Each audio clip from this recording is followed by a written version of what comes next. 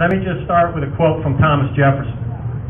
I would rather be exposed to the inconvenience attending too much liberty than to those attending too small degree of it. With that said, what a great day to assemble under the banner of freedom in the greatest country in the world. I will have you know I say that with great pride, and I make no apologies for it. All of you are here for the same reasons as I am. There are the issues of the healthcare debacle, the stimulus bill, the bailouts, amnesty, cap and trade. It seems the list is never ended. However, we see the real issue, that being those in Washington are trying to dismantle our Constitution, violate the sovereignty of this country, and infringe on our freedom. Shall we remind those in Washington that our rights are endowed by our Creator? The last time I checked, the position of Creator is not open to an election.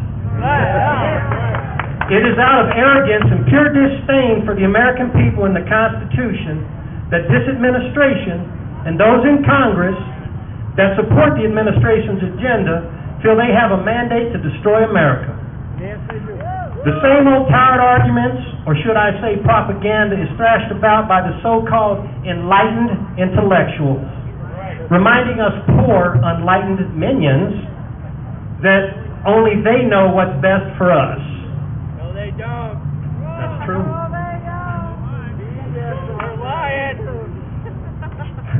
Now, do they use logical discourse to convince us? No. The best they can do is call you a racist or a hate monger or any other number of names. Don't you find it amazing that a group of people that claim to have such a superior intellectual arsenal have to resort to name-calling? Let me remind you that these same elected officials continue to attack capitalism with reckless abandon and align themselves with deep-pocket contributors with the same sentiment. Let me just comment on that thought with a quote from Milton Friedman. Underlying most arguments against the free market is a lack of belief in freedom itself. I would like to see all the people aligned with this administration's agenda tell me how any of these policies being pursued preserve our freedom. The bottom line is they don't. I feel I need to address another issue for those intent on imposing all these radical agendas down the throat of us Americans. They try to silence you with the "I'm offended" routine. I believe I need to quote another great American that addresses this sentiment perfectly. Here's what Thomas Paine said: "He who dares not offend cannot be honest." In other words, we are silent no more. I just want to finish by making sure we do not lose sight of what is going on here locally. Let's not forget that our own city council, by an 8-to-1 margin, felt it necessary to try and coerce us through guilt to have us vote to increase our property taxes. Let them know that we do not accept the confiscation of our wealth at the national level, and it will not be allowed at the local level either. Let me just end with one last quote. The reason I think this quote is so relevant is that when you hear the elected officials predominantly on the left and the so-called erudite elitists speak, then they try to pass themselves off as morally superior than the rest of us. This is what F.A. Hayek had to say. It is indeed probable that more harm and misery have been caused by men determined to use coercion to stamp out a moral evil than by the men intent on doing evil. Thank you very much. Thank you. The other night I heard our former president, Jimmy Carter, explain to me that an overwhelming portion of you are motivated by racism. Is it possible, perhaps, that we do not care for a man's skin color, we care for what he is doing to our nation and our Constitution? Have you ever heard of anything so ludicrous as to bring out an unprovable point that the reason you are giving up your time today from work, from family, from loved ones is because you're motivated by racism? If that is truly your motivation, go to a different park. We're here to save America. Rev Mills. Okay, I'm here to represent all the races, okay?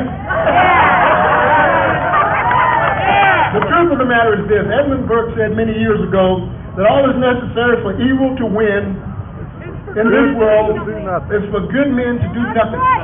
Obviously, you decided to do something. How many of you remember years ago there was a speech, probably one of the most famous speeches in our country, called I Have a Dream? Well, as I look at what's happening in our society today, I have a variation of that speech today called I Have a Nightmare.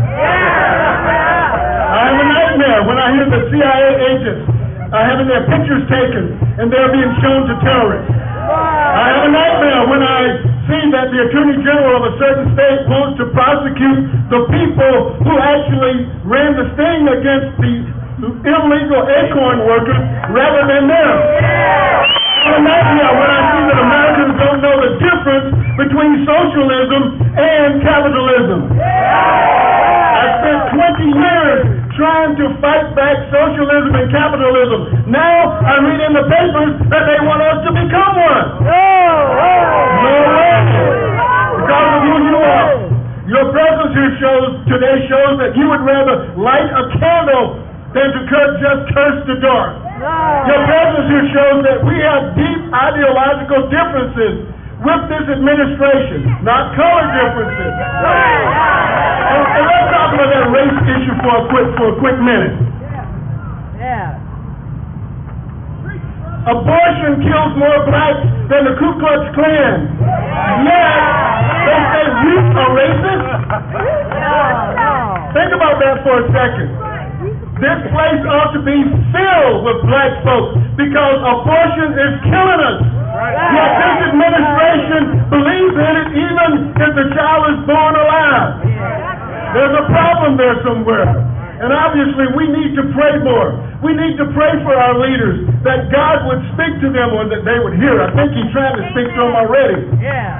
But the reality of it is, ladies and gentlemen, brave men and women like you can change this nightmare back into the American dream.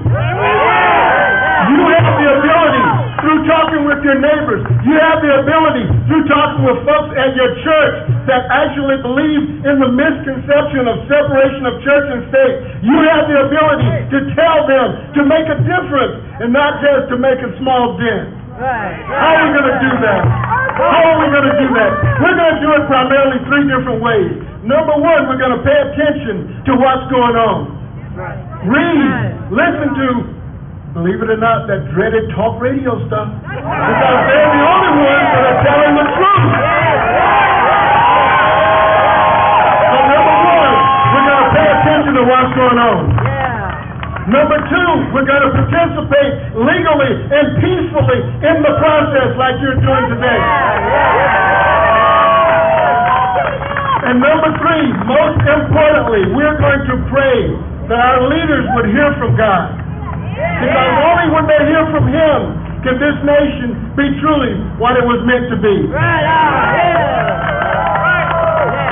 God bless each of you, and more importantly, God bless America.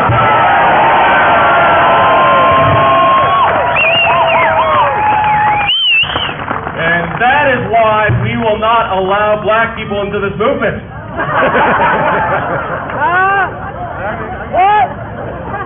Ladies and gentlemen, let's have some tunes to keep us going. Where is Kenny? What an incredible act it was to warm us up.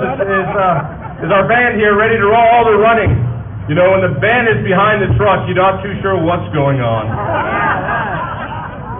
Ladies and gentlemen, here is Kenny.